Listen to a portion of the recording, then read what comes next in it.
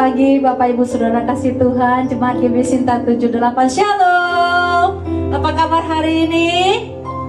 Mana suaranya ya? Apa kabar hari ini? Luar biasa di dalam Tuhan, amin. Haleluya. Kita percaya, yakin Tuhan ada di tengah-tengah kita. Walaupun mungkin ibadah kita secara live streaming, tapi kita yakin dan percaya dimanapun kita berada pada pagi ini, Tuhan hadir di tengah-tengah kita, amin. Siapkan hati kita, siapkan pikiran kita, seluruh hidup kita. Kita mau beri yang terbaik buat Tuhan, karena Tuhan sudah memberikan yang terbaik dulu lebih gitu kepada kita. Haleluya, haleluya. Ku bersyukur, kami bersyukur Tuhan. Mari naikkan pujian ini kepada Tuhan dengan segenap hati, dengan segenap jiwa kita, dengan segenap akal budi kita. Kita mau katakan kepada Tuhan, kami bersyukur Tuhan, apapun keadaan yang terjadi pada saat ini Tuhan, yang membuat kami ada di dalam suatu kondisi yang tidak menyenangkan, tapi kami yakin dan percaya Tuhan, Engkau ada di tengah-tengah kami, dan ajar kami untuk bersyukur Tuhan. Haleluya, terima kasih Tuhan, terima kasih. Katakan pujian ini bersama-sama. Haleluya Tuhan. Haleluya. Banyak yang Kau perbuat di dalam hidupku, amin. Rancangan indahmu terjadi di hidupku, Bapa yang mengerti segala yang ku perlu, amin Tuhan. Kasih-Mu sempurna nyata dalam hidupku. Ku bersyukur Bapa. Katakan ku bersyukur Tuhan. Syukur Tuhan buat kasih setiamu di dalam hidupku. Ku bersyukur,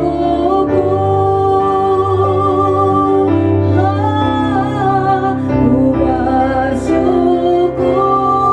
Bapa, amin Tuhan. Ku bersyukur Tuhan buat kasih setiamu di dalam hidupku. Ku bersyukur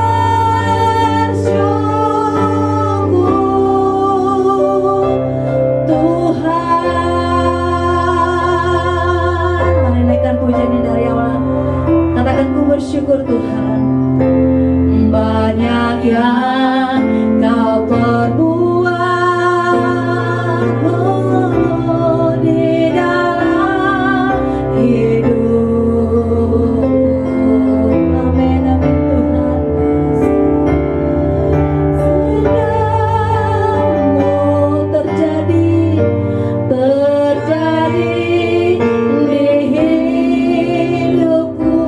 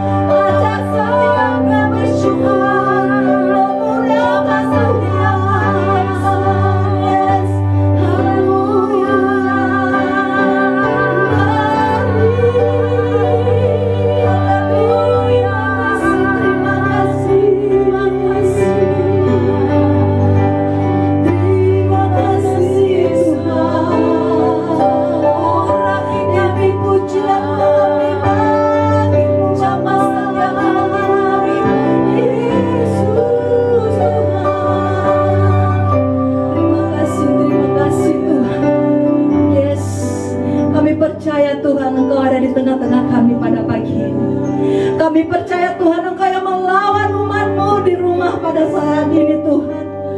Biarlah Tuhan hati kami limpah dengan ucapan syukur Tuhan.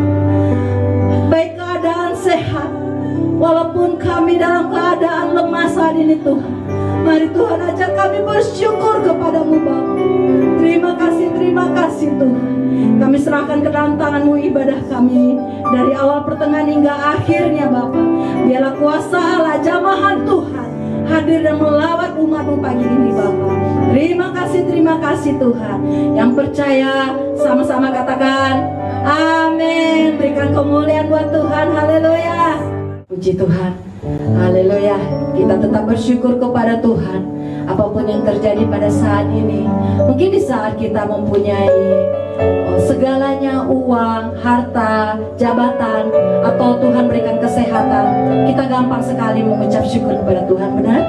Tapi di saat-saat ini Tuhan mengajarkan kita untuk tetap mengucap syukur. Mungkin saat ini dunia, Indonesia, bahkan negara kita, wilayah kita digoncang sedang mewabah virus corona. Apakah kita tetap mengucap syukur kepada Tuhan? Kita disuruh untuk berdiam diri di rumah Tuhan. Apapun yang terjadi Tuhan, aku mau bersyukur kepada Tuhan. Naikkan ucapan syukur bagi Tuhan. Karena waktu Tuhan pasti yang terbaik buat kita. Amin. Haleluya. Naikkan pujian bersama-sama. Bila kau izinkan Tuhan, sesuatu yang terjadi pada saat ini, ajar kami untuk bersyukur kepada Tuhan. Haleluya. Amin. Bila kau izinkan sesuatu terjadi, ku percaya semua untuk kebaikanku. Bila nanti telah tiba waktumu,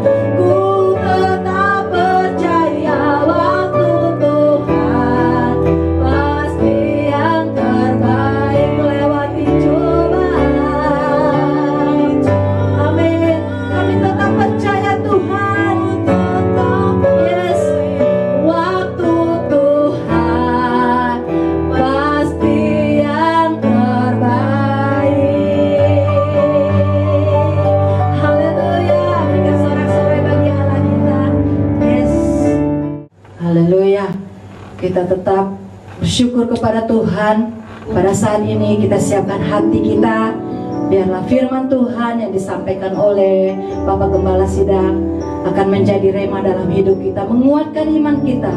Mungkin saat ini kita merasa ketakutan, cemas, tapi ingat ketika kita bersandar kepada Tuhan, Tuhan akan memberikan kekuatan bagi kita. Amin. Haleluya. Nyanyikan sekali lagi pujian ini. Waktu Tuhan pasti yang terbaik buat kita. Haleluya Tuhan. Hari Tuhan Kau yang melawat setiap kami Bapa. Firman-Mu ditabur di hati yang haus rindu akan-Mu Tuhan. Katakan pujian ini, bila Kau izinkan Tuhan, bila Kau izinkan sesuatu terjadi. Amin. Ku percaya semua untuk kebaikan-Mu. Bila nanti telah tiba waktuku, ku percaya kuasa-Mu memulihkan hidupku.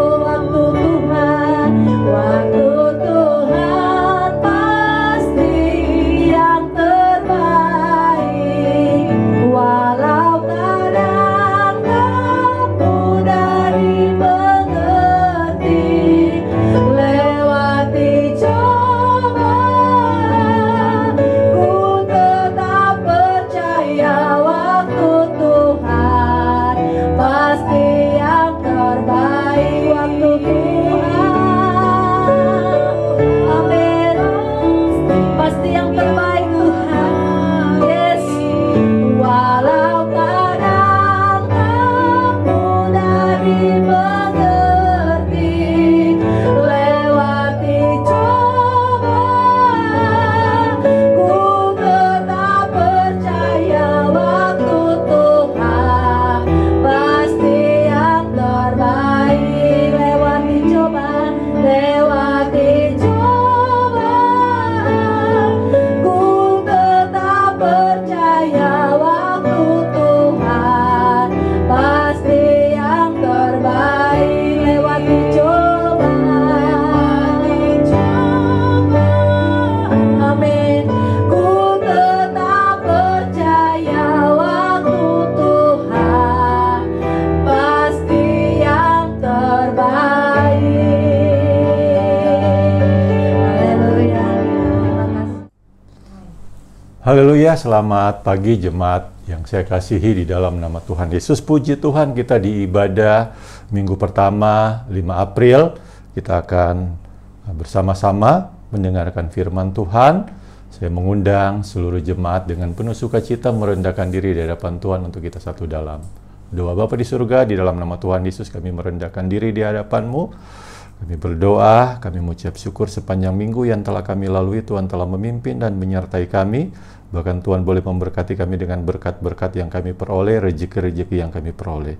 Namun di balik semuanya itu Tuhan, kami sadar kami sebagai manusia, banyak dosa, banyak pelanggaran yang kami lakukan. Ampuni kami ya Tuhan, biarlah kami pada pagi hari ini dilayakkan oleh Tuhan untuk kami beribadah secara online di rumah kami masing-masing. Dan kami tahu ada satu oknum kuasa iblis yang tidak mau mengganggu perjalanan ibadah kami. Setelah sekian lama kami beribadah secara online, kami percaya meskipun mimbar gereja tidak berfungsi di hari Minggu, tapi kami bersyukur mimbar-mimbar gereja itu berpindah di rumah kami masing-masing melalui ibadah online. Terpujilah nama-Mu, Tuhan memberkati kami semua, meskipun kami dari tempat yang berbeda. Kami dengan waktu yang sama kami mau mendengarkan firman-Mu.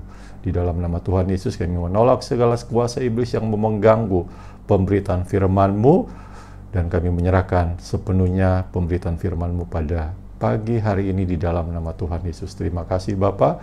Kami sudah berdoa sambil mengucap syukur. Semua jemaat yang diberkati Tuhan, sama-sama katakan amin. Haleluya. Jemaat kekasih dalam Tuhan masih tetap sukacita, masih tetap bergembira. Salamkan buat teman, buat istri, buat suami, berikan salam sukacita yang ada di samping kita, kepada anak, kepada kakak kita, bahwa hari ini kita siap mendengarkan firman Tuhan. Yang pagi hari ini saya akan memberikan tema adalah makna di balik penderitaan menuju kematian. Sekali lagi, tema firman Tuhan adalah makna di balik penderitaan menuju kematian. Karena minggu-minggu inilah minggu-minggu sengsara menyambut Jumat Agung. Dan Jumat Agung kita akan membahas firman Tuhan tentang tema di balik kematian daripada Yesus. Jemaat kekasih dalam Tuhan, mari tetap kita bersuka cita. Kita akan membaca bagian firman Tuhan yang saya ambil dalam Matius 16 ayat 21. Sekali lagi Matius 16 ayat 21. Siapkan ayat ini dan kita akan baca secara bersama-sama. Jemaat juga bisa membaca dengan suara kedengaran. Dan kita akan baca bersama-sama ayat ini sekali lagi. Kita akan baca Matius 16 ayat 21. Demikian bunyi firman Tuhan.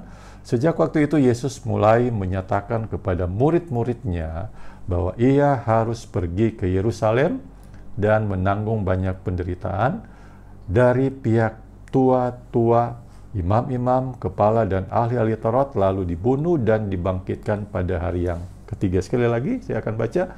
Sejak waktu itu Yesus mulai menyatakan kepada murid-muridnya bahwa ia harus pergi ke Yerusalem dan menanggung banyak penderitaan dari pihak tua-tua, imam-imam kepala dan ahli-ahli Taurat, lalu dibunuh dan dibangkitkan pada hari yang ketiga. Jemaat kekasih dalam Tuhan Yesus Kristus, ayat ini adalah paralel dengan Markus 8 ayat 31 sampai 9 dan paralel juga dengan Lukas 9 ayat 22 yang berbicara tentang bahwa Yesus akan mengalami penderitaan.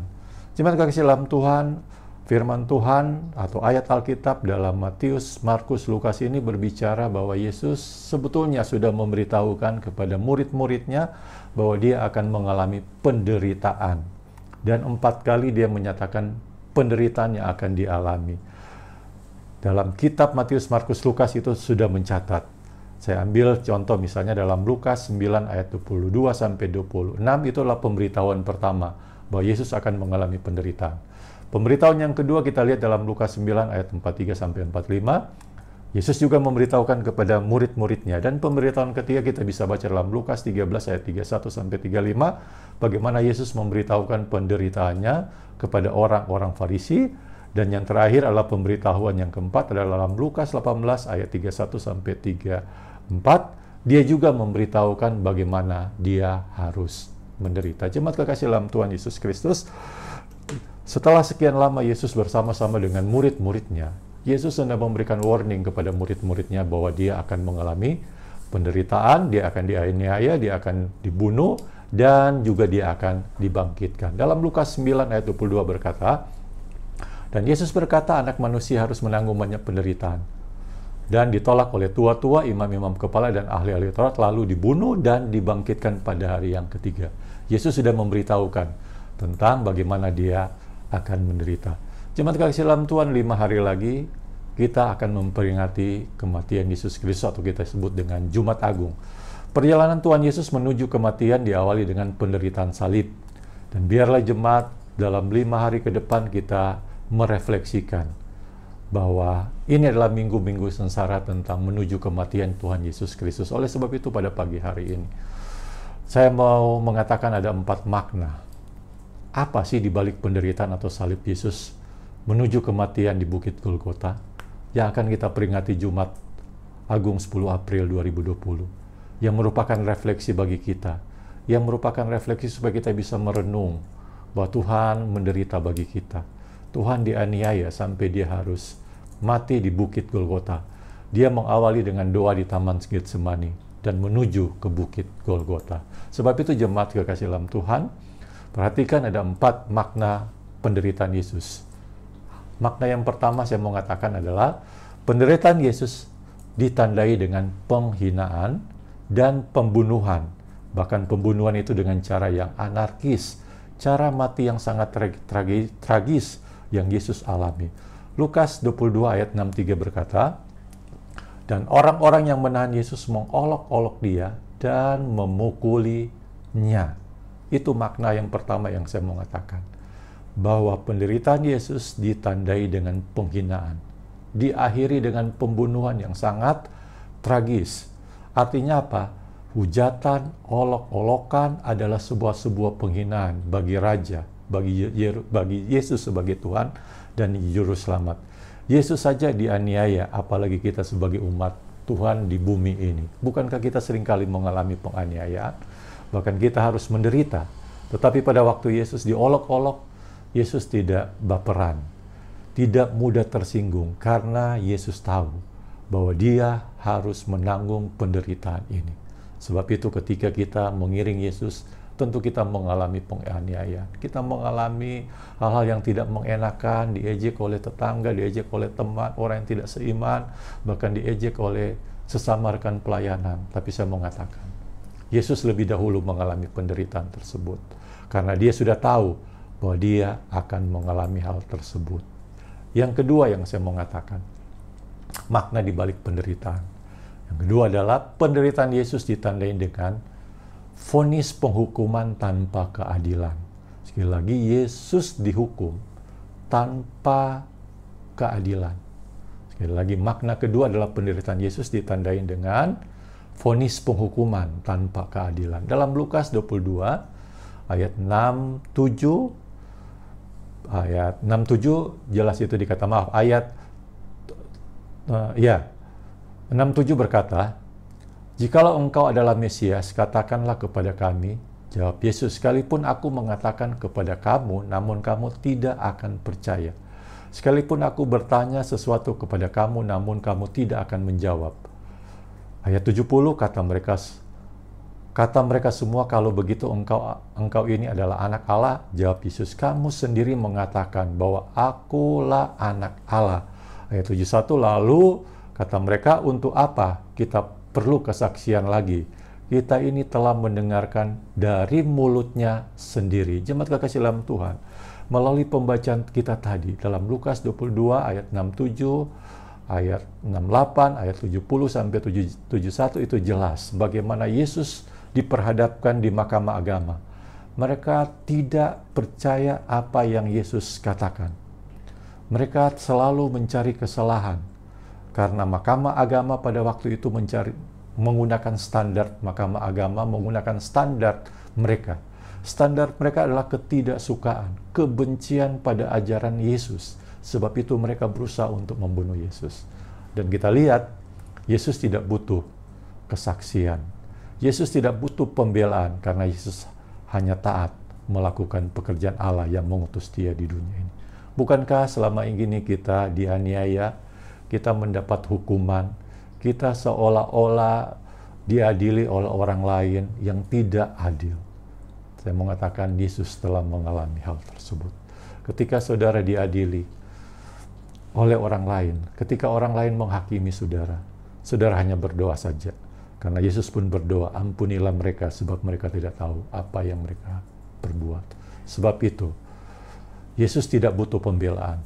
Meskipun firman Tuhan dibatasi pada saat itu, dan meskipun firman Tuhan dibatasi, gereja Tuhan dibatasi oleh karena keadaan dan kondisi.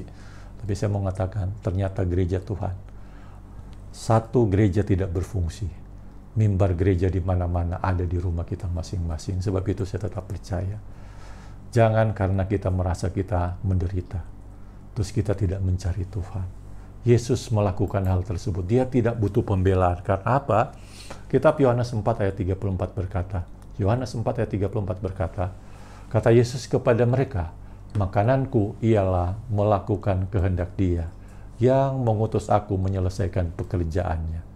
Jadi Yesus melakukan pekerjaan di dunia. Dia tidak menyesal. Dia tidak peduli apa kata orang, karena dia melakukan kehendak Bapa yang ada di surga. Yang ketiga, saya mau mengatakan makna daripada penderitaan Yesus. Yang ketiga adalah makna penderitaan Yesus ditandai dengan penyangkalan dan penghinaan. Sekali lagi, penderitaan Yesus ditandai dengan penyangkalan dan penghinaan. 2 dari 12 murid Tuhan Yesus, 2 nama yang berakhir dengan inisial huruf S. Mereka lah yang melakukan penyangkalan. Mereka lah yang melakukan pengkhianatan. Akhir namanya adalah S. Bapak Ibu sudah tahu namanya berakhir dengan S? Ya. Yang pertama adalah Petrus. Dia melakukan penyangkalan. S, Petrus. Dalam Lukas 22 ayat 33 sampai 34, ya, demikian firman Tuhan. Jawab Petrus, Tuhan, aku bersedia masuk penjara dan mati bersama-sama dengan Engkau. Tetapi Yesus berkata, aku berkata kepadamu, Petrus, hari ini ayam tidak akan berkokok sebelum engkau 3 kali menyangkal bahwa engkau mengenal aku. Jemaat kekasih dalam Tuhan, Yesus dengan penuh kemunafikan, Petrus dengan penuh kemunafikan, cari muka, sok dekat dengan Yesus. Seolah-olah dia berkata, Tuhan, saya siap untuk dipenjara dengan Engkau, saya siap untuk mati dengan Engkau. Padahal dia melakukan penyangkalan diri. Sebelum ayam berkokok 3 kali, Petrus sudah menyangkal Yesus. Tepatnya Bapak Ibu bisa baca dalam Lukas 22 ayat 54 sampai 62. Itu yang kita lihat bagaimana Petrus, salah satu dari murid Tuhan Yesus, menyangkal dia. Yang kedua adalah inisial S, yang terakhir adalah Yudas, dengan penuh kemunafikan mengkhianati Yesus. Dalam Lukas 22 ayat 2 sampai 6, bahkan ayat 47 sampai 48, kemunafikan dengan apa yang ditonjolkan oleh Yudas. Kita akan baca. Waktu Yesus masih berbicara, datanglah serombongan orang sedang muridnya yang bernama Yudas, seorang dari ke-12 murid itu berjalan di depan mereka. Yudas mendekati Yesus untuk menciumnya. Maka kata Yesus kepadanya, hai Yudas, engkau menyerahkan anak manusia dengan ciuman. Begitu tragisnya kemunafikan daripada Yudas. Yudas melakukan apa yang disebut bahasa sekarang adalah seolah-olah melakukan cipika-cipiki. Padahal dibalik daripada ciuman cipika-cipiki Yudas itu adalah mau menyerahkan Yesus untuk dibunuh. Saudara, saya percaya ketika Bapak Ibu sedang cipika-cipiki adalah cipika-cipiki sebagai tanda kasih, sebagai tanda sayang, bukan sebagai tanda kemunafikan. Ada apa di balik ciuman Yudas? Ternyata di balik ciuman Yudas itu hanya dibayar dengan 30 keping perak untuk mengkhianati Yesus. Hanya dengan uang 30 keping perak Yudas melakukan pengkhianatan kepada Yesus. Matius 26 ayat 14 sampai 16. Kemudian pergilah seorang dari ke-12 murid itu yang bernama Yudas Iskariot kepada imam-imam kepala. Ia berkata, apa yang hendak kamu berikan kepadaku supaya aku menyerahkan dia kepada kamu? Mereka membayar 30 uang perak. Mereka membayar 30 uang perak kepadanya, dan mulai saat itu ia mencari kesempatan yang baik untuk menyerahkan Yesus. Jemaat kekasih dalam Tuhan, hanya dengan 30 keping perak Yudas menyerahkan Yesus kepada orang-orang, pada Herodes yang ingin membunuh Yesus. Tandanya bahwa Yudas mengkhianati Yesus dengan ciuman. Ternyata di balik ciuman daripada Yudas bukan ciuman kudus, tapi ciuman untuk menjual Yesus dengan 30 keping perak. Saya percaya setiap hari mungkin saudara mendapat salam. Saya percaya itu bukan salam pengkhianatan. Saya percaya itu bukan salam penghinaan atau salam untuk menjual saudara. Sebab itu janganlah kita jual Yesus hanya dengan mata uang, hanya dengan segepok uang. Saudara mengkhianati Yesus. Jangan jadi seperti Yudas. Kadar iman dari 2 murid Kristus yang setelah sekian lama bersama-sama dengan Yesus, ternyata kadar iman mereka tidak bertumbuh. Mereka menjual Yesus, mereka mengkhianati Yesus, mereka menyangkal Yesus. Tapi saya percaya, jemaat Tuhan yang telah sekian lama bertumbuh di GBL Sadai tidak akan terpengaruh dengan iman daripada 2 murid ini. Kadar iman 2 murid itu terpengaruh dengan orang-orang Farisi dan ahli-ahli Taurat. Dan saya percaya jemaat di sini tidak akan terpengaruh dengan situasi kondisi yang ada. Tidak akan terpengaruh dengan orang-orang yang tidak mengenal Tuhan. Dan saya percaya kadar iman kita semakin hari semakin bertumbuh. Sesuai dengan tema tahunan kita 2020 adalah kita bertumbuh di dalam iman, kita bertumbuh di dalam kehidupan jemaat. Oleh sebab itu jemaat, apakah kita akan terpengaruh? Yudas terpengaruh dengan orang Farisi. Yudas terpengaruh dengan ahli-ahli Taurat sehingga menjual Yesus. Saya percaya kita tidak akan menyangkal Yesus. Kita tidak akan mengkhianati Yesus. Oleh sebab itu jemaat, iman saudara harus tetap kuat. Biarlah ciuman kita, tanda kasih sayang kita kepada Tuhan, bukan sekedar ditandai dengan ciuman, tapi kita tandai dengan apa? Dengan ketaatan pada firman Tuhan. Yang ketiga saya mengatakan, penderitaan Yesus sebagai tanda keteladanan. Lagi penderitaan Yesus ditandai dengan keteladanan. Kita lihat dalam kitab bagian firman Tuhan bahwa keteladanan, ya, dalam 1 Petrus 2 ayat 18 sampai 25 perikopnya tentang penderitaan Kristus sebagai teladan. 1 Petrus 2 ayat 18 sampai 25 demikian firman Tuhan. Saya hanya mengambil ayat 23 dan ayat 24, demikian firman Tuhan. Ketika ia dicaci maki, ia tidak membalas dengan mencaci maki. Ketika ia menderita, ia tidak mengancam, tetapi ia menyerahkannya kepada Dia yang menghakimi dengan adil. Ayat 24, ia sendiri telah memikul dosa kita dalam tubuhnya di kayu salib, supaya kita yang telah mati terhadap dosa hidup untuk kebenaran. Oleh bilur-bilurnya kamu telah sembuh. Kita melihat keteladanan yang Yesus nyatakan melalui Dia menderita. Dan Yesus sendiri telah mendahului, telah mengawali Dia menderita. Itulah bentuk keteladanan. Dan artinya Yesus juga tidak ada roh pembalasan. Ketika Dia dianiaya, ketika Dia dicaci maki, Dia menunjukkan keteladanan. Dia menunjukkan bahwa Dia tidak mau membalas apa yang telah diperbuat oleh mereka.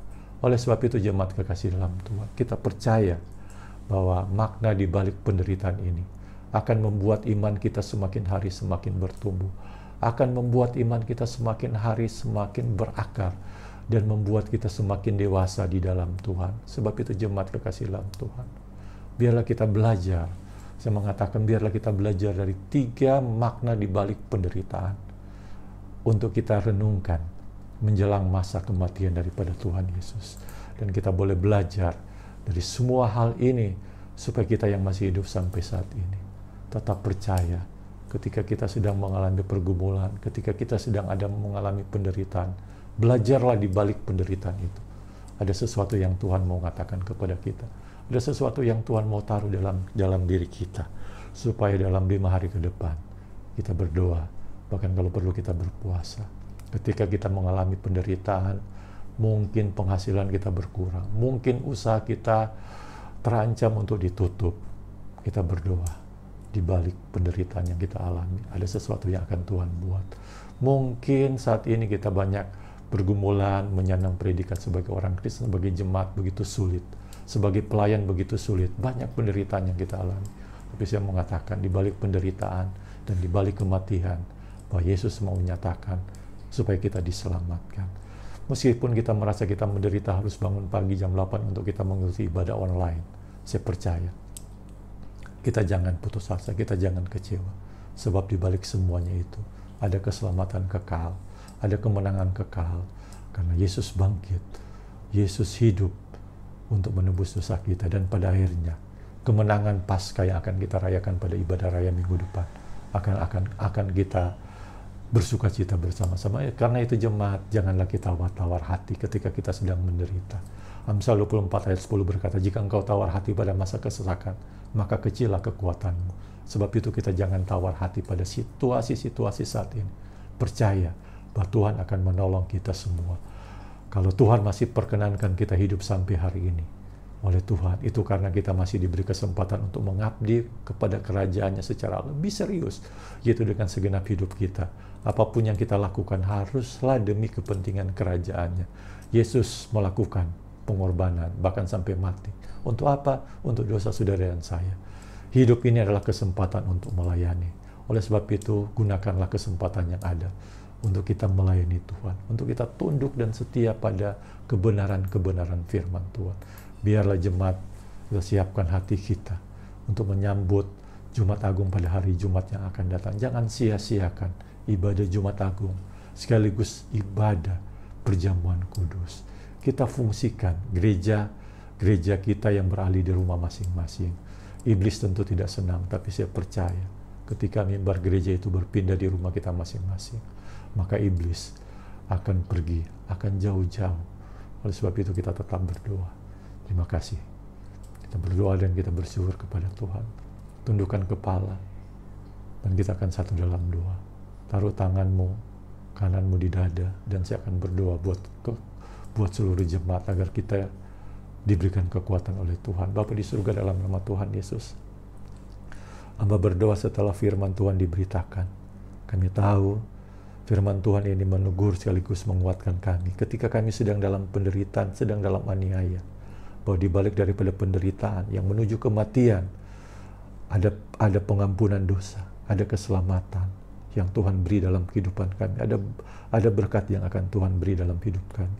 Sebab itu ketika kami berbeban berat, ketika kami berputus asa, kami mau mengatakan dalam diri kami tidak mau tawar hati. Sebab ketika kami tawar hati, maka kecillah kekuatan kami. Kami tahu roh yang daripada Tuhan lebih besar daripada roh yang ada di dunia ini. Sekaligus masalah COVID-19 ini masih ada di hadapan kami, tapi kami percaya ketika kami berserah penuh kepada Engkau, maka Tuhan akan melakukan hal-hal yang besar di dalam kehidupan kami. Terima kasih Bapa di surga. Dalam 5 hari ke depan ini kami akan menyambut peringatan daripada Jumat Agung. Biarlah kami semua akan mempersiapkan diri, mempersiapkan hati kami sekaligus dalam perjamuan kudus. Terpujilah nama-Mu, di dalam nama Tuhan Yesus kami berdoa sambil mengucap syukur. Semua jemaat yang diberkati melalui firman Tuhan katakan amin, haleluya. Beri salam buat suami, buat istri, buat anak-anak kita, buat kakak adik yang ada di sekitar kita yang telah melihat ibadah online pada pagi hari ini. Haleluya, amin. Puji Tuhan, kita mau menaikkan doa syafaat kita kepada Tuhan. Biarlah kita minta tuntunan Tuhan, perlindungan Tuhan melingkupi kita dalam setiap apapun keadaan saat ini, wabah, penyakit, virus apapun. Kita yakin dan percaya umat Tuhan dilindungi, khususnya jemaat GBI Sinta 78. Biarlah kita selalu berserah kepada Tuhan. Ajar kami Tuhan untuk percaya kepadamu. Haleluya, naikkan pujian ini. Lingkupiku Tuhan dengan sayap-Mu, bawa kami Tuhan semakin dekat, lekat kepadamu Bapa. Haleluya, haleluya Tuhan.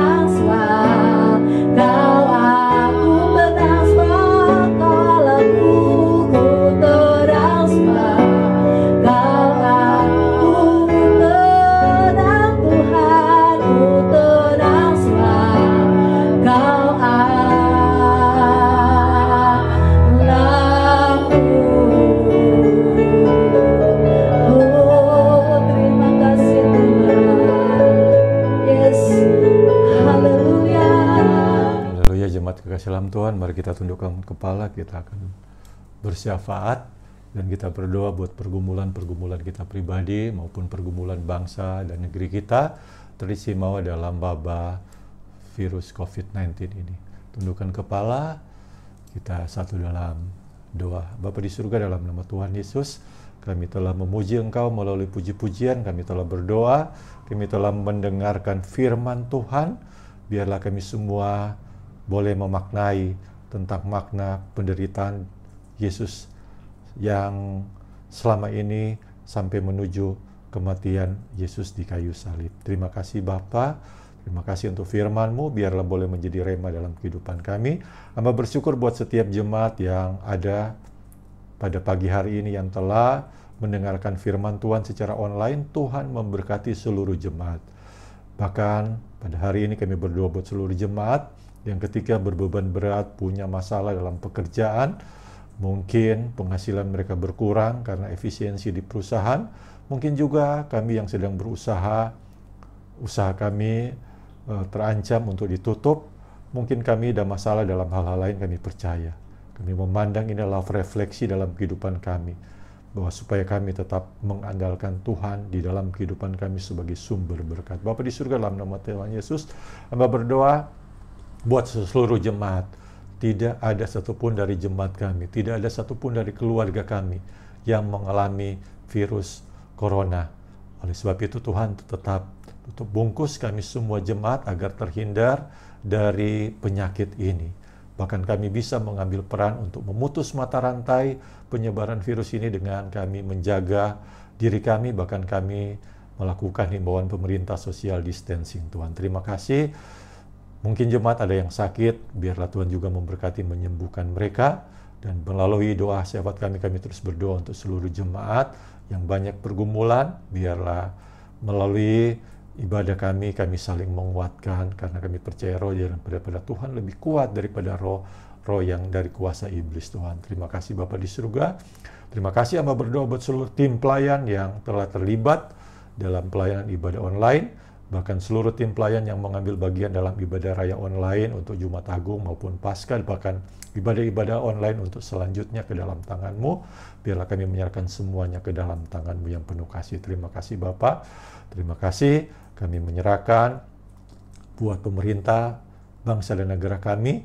Tuhan memberikan hikmat kepada Presiden, memberikan hikmat kepada Wakil Presiden, para menteri, bahkan para pemimpin daerah di tingkat provinsi, tingkat kota dan kabupaten di dalam menanggulangi penyebaran wabah virus COVID-19 ini ke dalam tangan-Mu. Biarlah mereka diberikan hikmat oleh Tuhan, sehingga apapun yang mereka lakukan itu sesuai dengan kehendak-Mu. Kami menyerahkan untuk tim medis, para dokter yang bertugas sesuai dengan profesi mereka. Turunlah hikmat daripada Tuhan dalam mereka menjalankan profesi mereka sebagai perawat, sebagai tim medis. Kami menyerahkan juga untuk aparat keamanan, polisian dan TNI, biarlah Tuhan mengurapi mereka. Ada hikmat yang akan Tuhan taruh sehingga mereka menjalankan tugas mereka sesuai dengan fungsinya. Terpujilah nama Bapa di surga. Atas kasih dan kemurahan-Mu, setiap keluarga yang menjadi korban, biarlah Tuhan mereka diberikan kekuatan oleh Engkau melalui peristiwa yang mereka alami. Terpujilah nama Bapa di surga. Biarlah kami seluruh jemaat tetap waspada, tetap menjaga diri kami, tetap mengikuti anjuran pemerintah untuk kami tidak kemana-mana. Bahkan kami mengikuti anjuran juga dari Sinode GBI untuk kami terus setia berdoa sehati, untuk kami menjaga diri kami untuk tetap beribadah juga di rumah kami masing-masing. Terima kasih Bapa di surga. Terima kasih. Kalau sebentar juga kami akan menyerahkan, mengembalikan berkat-berkat Tuhan dalam bentuk persembahan persepuluhan, persembahan jemaat ataupun persembahan khusus. Tuhan memberkati ketika kami akan mentransfer ke rekening gereja GBI El Shaddai. Biarlah kami tetap setia untuk mengembalikan berkat-berkat Tuhan. Terima kasih Bapa, sehingga kami pun dapat mengambil bagian untuk memberkati orang-orang lain yang mengalami musibah COVID-19 ini melalui persembahan kasih yang akan kami berikan, menyalurkan melalui BPH GBI. Terpujilah nama Bapa di surga. Kami akan berpisah melalui ibadah online pada pagi hari ini dan akan kembali dalam ibadah online pada Jumat 10 April melalui ibadah Jumat Agung dan perjamuan kudus. Karena itu jemaat kekasih dalam Tuhan, Arahkanlah hatimu dan pikiranmu kepada Tuhan, angkatlah kedua tanganmu, serta terimalah berkat kasih karunia daripada Tuhan Yesus Kristus yang akan terus memberkati, serta melindungi engkau dimanapun engkau berada, karena Tuhan akan terus menyertai engkau dengan wajah-Nya dan memberikan engkau kasih karunia. Bahkan Tuhan terus menghadapkan wajah-Nya kepadamu dan memberikan engkau roh sukacita, damai sejahtera hari lepas hari. Kiranya kasih dari Allah Bapa, kasih dari Allah Anak, dan persekutuan Roh Kudus akan terus menyertai kita semua, mulai pagi hari ini sampai Maranatha Tuhan Yesus datang untuk kedua kalinya. Semua kita yang percaya, mengamini dan mengimani Tuhanlah sumber berkat, hikmat dan pengetahuan. Sama-sama kita katakan amin. Haleluya, puji Tuhan. Selamat hari Minggu, tetap kuat di dalam Tuhan dan tetap bersukacita. Puji Tuhan.